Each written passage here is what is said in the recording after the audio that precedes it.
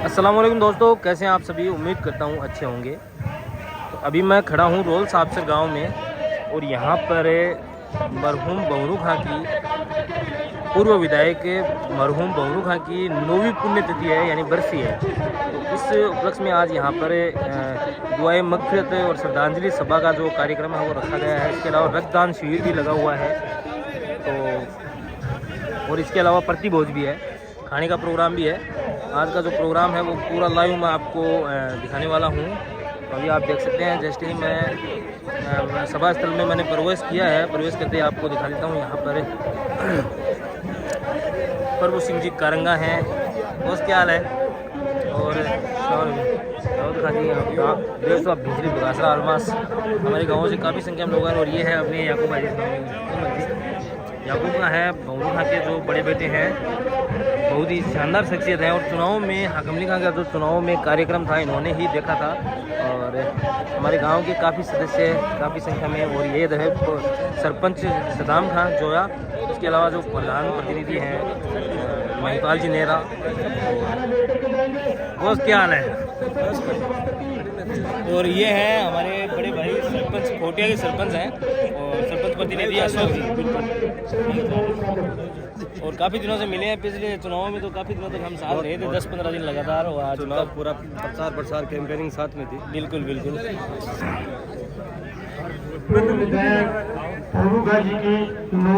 अभी मैं आपको आगे लेके चलता हूँ। पूर्व मंत्री और वर्तमान विधायक विजेंद्र जी ओला साहब और हमारे लोकप्रिय विधायक हाकमली खां जी, सम्मानित मंच और सामने बुजुर्गों, दोस्तों, आज पूर्व विधायक बबरू खां जी की 9वीं बरसी है। हम लगातार उनको याद कर रहे हैं और हर साल इनको याद करने की तादाद दिन ब दिन बढ़ती जा रही है, क्योंकि वो हमारे क्षेत्र के बहुत ही लाडले थे, जन जन के प्रिय थे। आज उन्हीं की बदौलत है कि हमारे हाकमली खां जी 2 बार विजय हुए और इन्होंने भी उनके नक्शे कदम पर चलकर उनके अधूरे काम को। और ये है हमारे कपिल भाई, कपिल पारिक। क्या हाल चाल है कपिल? और मैं तो यही कहूँगा, कपिल भाई हमारे पुराने मित्र हैं। हमारे पूर्व विधायक जन्नत में मुकाम अता फरमाए।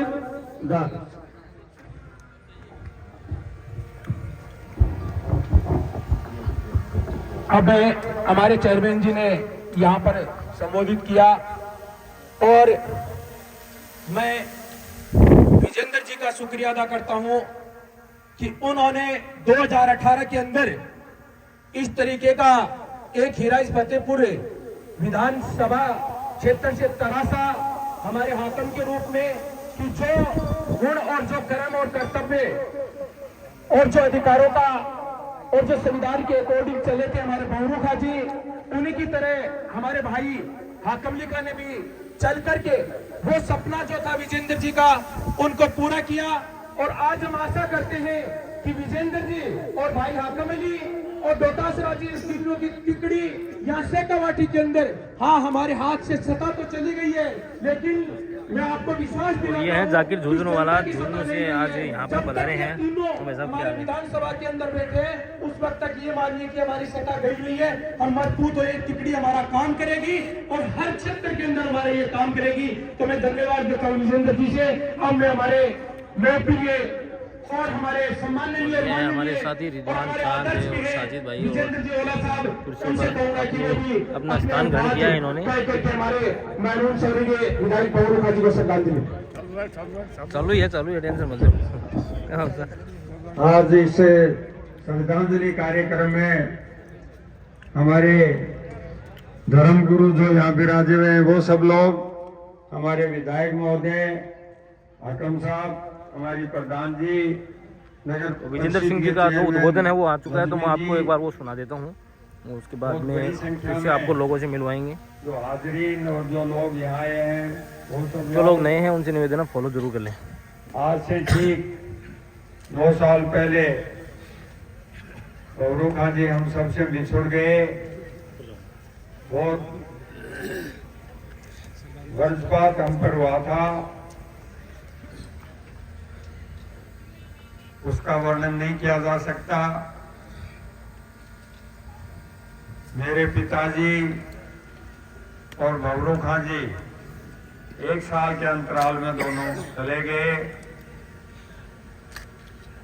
जब तक जिंदा रहे, एक दूसरे के पूरक रहे।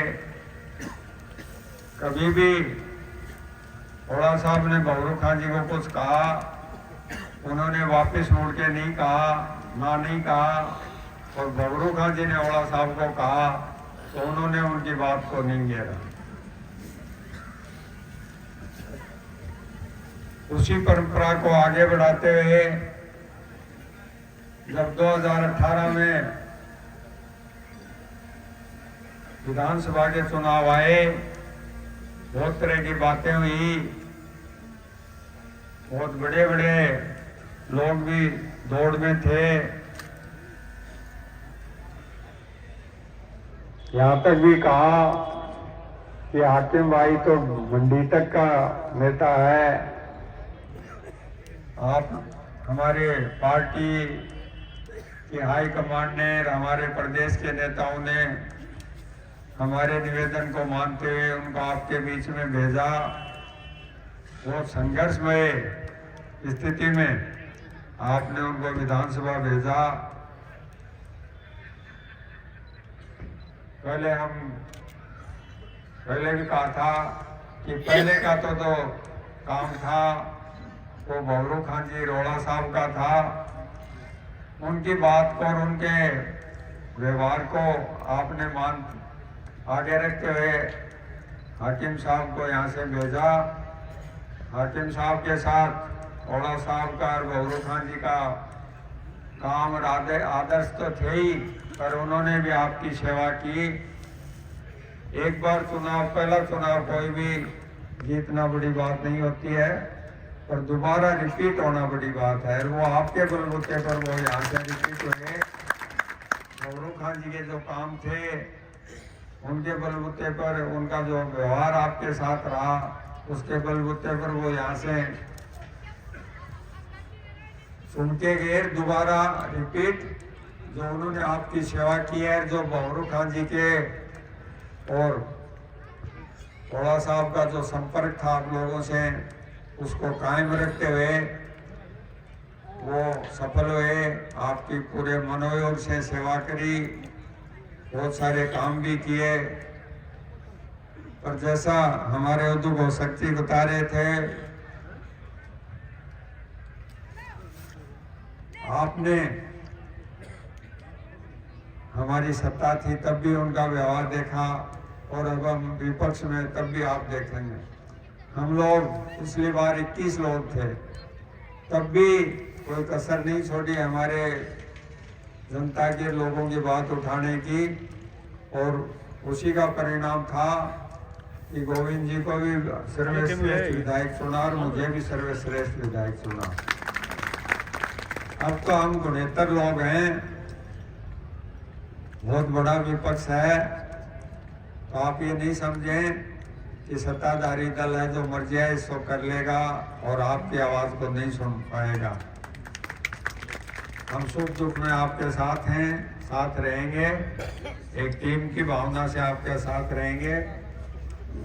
मुझे बहुत यहाँ मैं जब भी आता हूँ इस अवसर पर तो मेरा मन भर आता है। इतने सरल स्वभाव के व्यक्ति थे भवरू खां जी, हमारे तो परिवार के सदस्य थे। जब वो प्रथम बार दिल्ली गए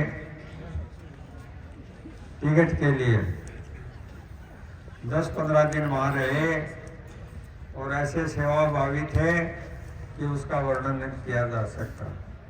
ये उनका ही करिश्मा है, उनका ही व्यवहार है कि आज जो जो समय गुजरता है आप लोग अधिक से अधिक उनको श्रद्धांजलि देने के लिए यहाँ उपस्थित होते हैं। जब तक आप लोग रहेंगे दूसरी पीढ़ी आ जाएगी, पर भवरू खां जी का नाम इस दुनिया से मिट नहीं सकेगा। उनके काम हमें किए जाएंगे और ये उनका ही प्रताप है या उनका ही आशीर्वाद है कि हाकिम साहब आपके बीच में एमएलए के रूप में विराजमान है। मुझे याद है जब 2014 का लोकसभा चुनाव था, हमने उनको बहुत कहा कि आप अस्वस्थ हो, आप इतना मत घूमो। उन्होंने कहा कि अगर राजबाला नहीं आती तो मैं घर से बाहर ही नहीं निकलता उम्मीदवार के रूप में। पर अब क्योंकि ओड़ा साहब नहीं है तो मेरा दायित्व और ज़्यादा बढ़ जाता है। और अस्वस्थ होते हुए भी 1 मिनट के लिए भी उन्होंने पूरे चुनाव में अपने आप को अलग नहीं रोका, बल्कि पूरी तरह से उसमें बहुत मेहनत करी। और वही बात हमारे मन में भी थी कि आज भौरू दुनिया में नहीं है तो उनके परिवार का सदस्य विधानसभा में जाना चाहिए। और हमारी इस बात को आप लोगों ने रखा, उसके लिए भी मैं आपके प्रति बहुत आभारी हूँ। और जब तक इस दुनिया में हैं, भौरू खान जी को हम भूल नहीं सकते। भौरू खान जी जैसा और इंसान होना बहुत बिरला होता है। तो मैं मेरी तरफ से और आपकी तरफ से बहुत बहुत भौरू खान जी को श्रद्धांजलि अर्पित करता हूं और आप सबका बहुत आभार प्रकट करता हूं कि आपने दोबारा हाकिम साहब को विधानसभा में भेजा और सच्ची श्रद्धांजलि आदरणीय भौरू खान जी को दी। उसके लिए आपका बहुत बहुत आभारी हूं। हम सब मिलके आप जो हमसे आपकी सेवा बन सकेगी वो करने में पूरी तरह तत्पर रहेंगे। एक अच्छे जनसेवक के रूप में आपके साथ हैं, साथ रहेंगे। बहुत बहुत शुक्रिया, मेहरबानी। धन्यवाद हमारे विजेंद्र जी साहब। आपने कहा कि भौरू खा जाने के बाद ये ओला परिवार का एक दायित्व बनता था कि इसी परिवार के एक मेंबर को राजस्थान विधानसभा में फिर से बिठाया जाए। तो हम भी आज इस नई बरसी के ऊपर आपको ये विश्वास दिलाना चाहते हैं कि इस फतेहपुर की जनता ने ओला परिवार का सदैव साथ दिया और साथ देते रहेंगे। तो मैं आपको हमारे भाई हाकिम की तरफ से और इस फतेहपुर विधानसभा के मतदाताओं की तरफ से विश्वास दिलाना चाहता हूं कि हम भी चाहते हैं कि 2024 के अंदर जब आम चुनाव आए लोकसभा का, तो ये हमारा कर्तव्य बनता है, दायित्व बनता है कि हम भी एक झुंझुनू से ओला परिवार के एक सदस्य को हिंदुस्तान की लोकसभा में देखें। ये मैं विश्वास दिलाना चाहता हूं कि इस फतेहपुर की तरफ से कि हम आपके साथ हैं और ईश्वर भगवान अल्लाह ने चाहा कि 2024 के अंदर जो सांसद झुंझुनू से बैठेगा वो ओला परिवार के रूप में, ओला परिवार के सदस्य एक हिंदुस्तान की लोकसभा में बैठेगा। अब मैं हमारे यशस्वी कर्मठ जुझारू और कांग्रेस के बहुत ही निष्पक्ष और कर्मठ कार्यकर्ता जो हमारे विधायक चुने गए हैं, हमारे हाकिम खां जी, यहाँ पर निवेदन करूंगा कि वो भी आकर के अपना उद्घोषण करें।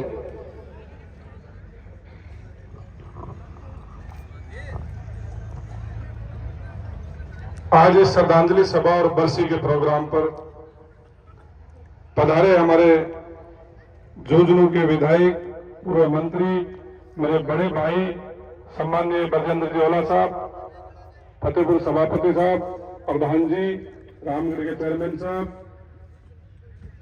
और मंच पर बैठे हुए सभी ओलमाइक मिजरात, सभी सम्मानित मंच और गांव-गांव ढाणी से सभी श्रद्धांजलि देने पधारे, दुआए मगफिरत में शामिल होने पधारे सभी बुजुर्गों और रक्तदान शिविर में रक्तदान करने के लिए पधारे हुए सभी युवाओं, मैं आप सबका दिल की गहराइयों से, मैं और मेरे परिवार की ओर से आप सबका बहुत बहुत आभार व्यक्त करते हैं, धन्यवाद देते हैं कि आप लोग हर साल हमारा हौसला अफजाई करने के लिए, हमें हिम्मत बनाने के लिए और जिस शख्सियत को हम भूलना नहीं चाहते, हम हर भांति हर टाइम हर दिन हम उनको अपनी यादों में रखना चाहते हैं। उनको श्रद्धांजलि देने के लिए आप लोग सब पधारे, इसके लिए मैं सबका बहुत बहुत आभार व्यक्त करता हूं, धन्यवाद देता हूं। और मैं आप लोगों को विश्वास दिलाता हूं कि आप लोग जिस प्यार और स्नेह के साथ मेरे बड़े भाई आपके अपने लाडले मरहूम बावरू खां को श्रद्धांजलि देने आते हो, तो मैं आपको विश्वास दिलाता हूं कि मैं भी आपके साथ कंधे से कंधा मिला करके आपके सुख दुख में शामिल होऊंगा और आपकी हर मुसीबत के अंदर मैं आगे खड़ा मिलूंगा। आपको ये मैं आपको विश्वास दिलाता हूं कि फतेहपुर के जनता ने, फतेहपुर के मतदाताओं ने बावरू खां को सच्ची श्रद्धांजलि 2 बार दे दी है।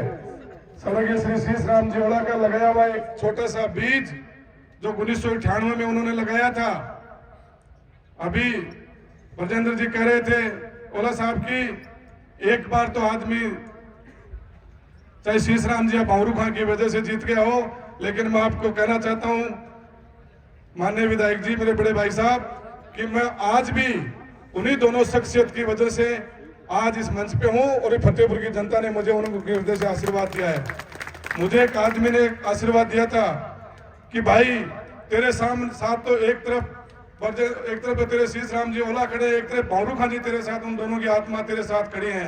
तो मैं तो यही कहना चाहूंगा कि शीश राम जी ओला का लगाया हुआ वो वृक्ष जो उन्होंने 1998 में लगाया था, तो ये फतेहपुर की जनता जब तक उनकी आत्मा को याद करेंगे, ये वृक्ष उनकी सेवा और उनकी श्रद्धांजलि अर्पित करता रहेंगे हम सब मिलकर के।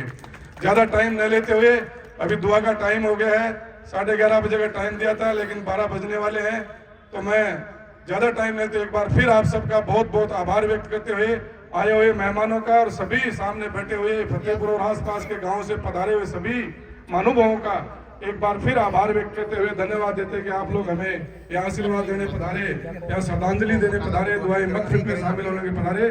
धन्यवाद, शुक्रिया, जय हिंद, जय भारत। दुआ के बाद में सभी हजरात से निवेदन है कि वो खाना लेकर के जाए और बालिका ये इंग्लिश मीडियम है, इसके अंदर मकानों का उद्घाटन है, वहां भी सभी लोगों से निवेदन की जाए। और नौजवानों से फिर मैं निवेदन करता हूं कि बलून डोनेट करते रहे और जितने बुजुर्ग हैं दुआ के बाद सब खाना लेकर के जाइए। धन्यवाद। अब मैं फातिहा सुनूंगा।